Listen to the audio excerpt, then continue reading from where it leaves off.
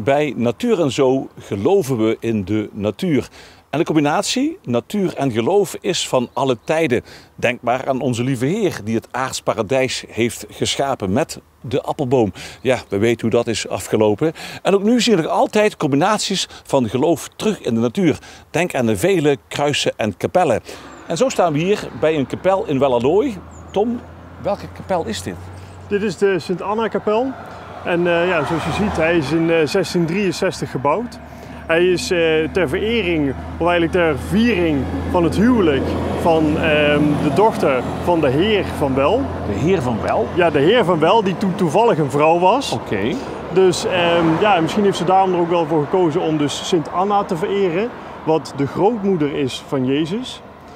Wat apart is dat zij dus niet in de Bijbel wordt genoemd. Dus de grootmoeder van Jezus wordt niet genoemd in de Bijbel? Wordt niet genoemd in de Bijbel, maar later na, in de middeleeuwen, zijn ze het wel gaan zien als de heilige drie-eenheid. Dus dan heb je dus de matriarch, de oma, dan de moeder, Maria, en dan heb je dan nog kindje Jezus erbij. Ja, en zij zouden dan dus de aardse drie-eenheid zijn.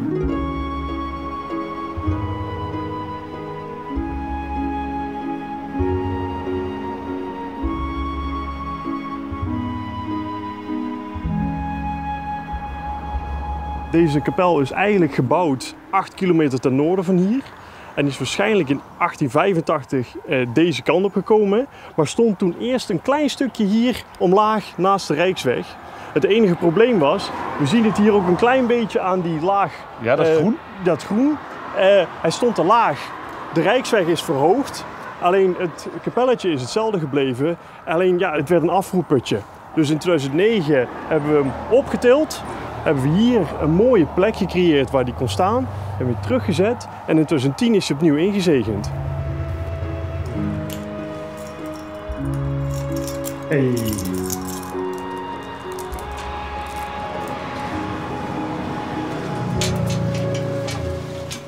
Dus hier zien we dan de drie-eenheid, hè? Oma, moeder en kindje Jezus. Ja, in de middeleeuwen was deze drie-eenheid heel gebruikelijk.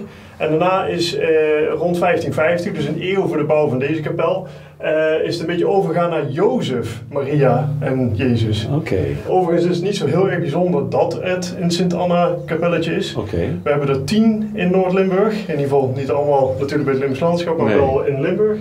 En de eerste dichtstbijzijnde is 5 kilometer verderop.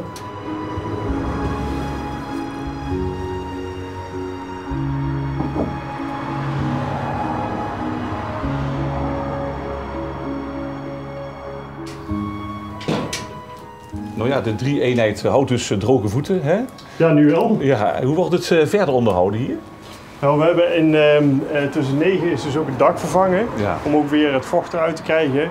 Ja, en verder wordt hier de haag rondom de kapel, die wordt ieder jaar gesnoeid en dan wordt hier ook gemaaid. Ja, want dat doet de drie-eenheid niet zelf. Nee, niet voor zichzelf, nee.